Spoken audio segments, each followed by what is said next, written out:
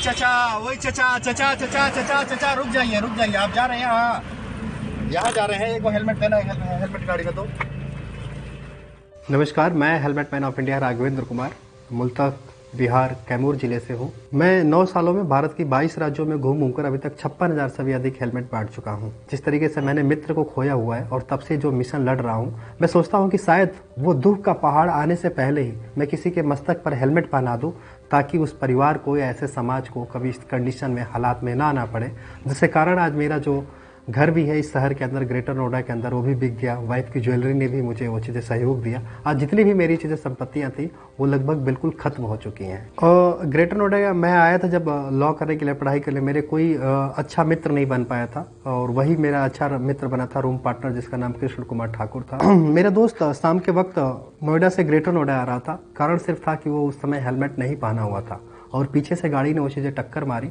और उसको कहीं नहीं चोट लगा था, सिर्फ सर में लगा था। और 2 घंटे तक वैसे सड़क पर तड़पता रहा।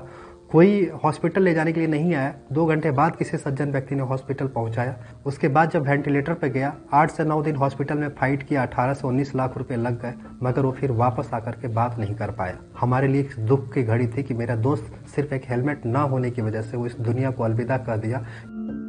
कि अपने माता पिता का इकलौता चिराग था, जो कि 20 साल के बाद हुआ था। कि माता पिता ने स्कूल फीस, कॉलेज फीस सब कुछ दिया, मगर एक हेलमेट देने में चूक कर गए। और ये नतीजा आज ये है कि जो सड़कों पर 1.5 लाख मौत होती है, उसमें 50,000 ऐसे लोग मरते हैं जो घर के सिंगल चिराग होते हैं। उनमें से मेरा मित्र भी था। तो ये मुझे बड़ा झकझोर के रख दिया। जब उस माँ की दर्द को और पीड़ा को देखा, तब मुझे लगा कि शायद भविष्य में इस तरीके से जो हादसे हो रहे हैं, जो मेरे मित्र के साथ हुआ है, क्योंकि जिस परिवार में हादसा होता है वो परिवार जीवन भर के लिए गूंगा बन जाता है। लेकिन आज मेरे मित्र ने मरने के बाद एक हौसला दिया।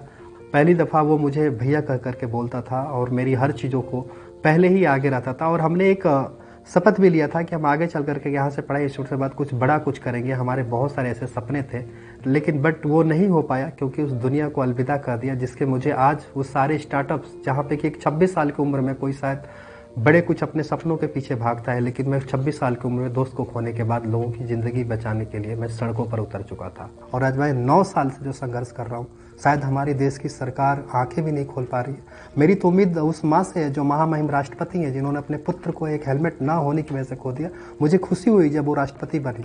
मुझे लगा कि आज ये तो माँ तो हमारा दर्द तो सुनेगी, क्योंकि जो अभी लाखों घर के जो चिराग बुझने वाले हैं, उसको मैं बचाने में मैं कामयाब हो पाऊंगा। क्योंकि दोस्त की वजह से आप हेलमेट मैन ऑफ इंडिया बने। दोस्त जिंदा होता तो आप दोनों क्या कर रहे होते? जो मेरा घर बिका, आज घर बिका नहीं होता, आज शायद मेरे पास बड़ी कंपनी भी होती और बहुत, एक घर के बदले और कई भी घर होते। मेरे माता पिता जिस तरीके से हमसे नाराज है, वो शायद खुश होते, क्योंकि मैंने अपना सब कुछ खो दिया। जैसे मेरा बेटा आज स्कूल के लिए, पढ़ाई के लिए, उससे भी सफरिंग कर पा रहा है। तो ये चीज़ें नहीं आती मुसीबतें।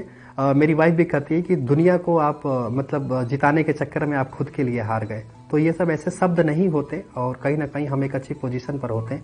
लेकिन शायद एक किस्मत में था कि इस तरीके से मेरे दोस्त का जाना, और मैं कुछ कह नहीं सकता शब्दों में। अब किस्मत का खेल है। मुझे भी नहीं पता था कि मैं हेलमेट मैन ऑफ इंडिया बनूंगा।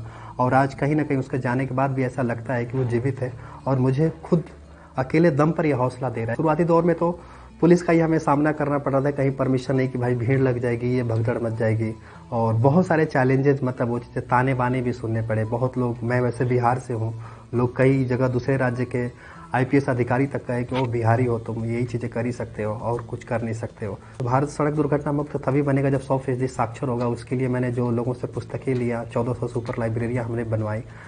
अब क्या है कि 12 लाख से अधिक जरूरतमंदों बच्चों तक पुस्तक भी पहुंचाया। अब मैं जैसे 4 साल के बच्चों के ऊपर हेलमेट का जो कानून पास हुआ है, मैं उसे लेकर के हर स्कूल कॉलेज में हेलमेट बैंक डेवलप कर रहा हूं। अभी रिसेंटली बड़े कॉलेज में मैं वो चीज़ें कर रहा हूं, जहां पे कि कोई भी छात्र अपना सिर्फ आई कार्ड दिखा करके एक BSI स्टैंडर्ड से एक ब्रांड हेलमेट ले सके। तो मेरा ये रहता है कि हम भारत के अधिक से अधिक लोगों को एक स्मार्ट रोड यूजर बनाओ, ताकि देश की हमारे सड़कें रक्त जो लाल हो रही हैं उससे वो बच सके।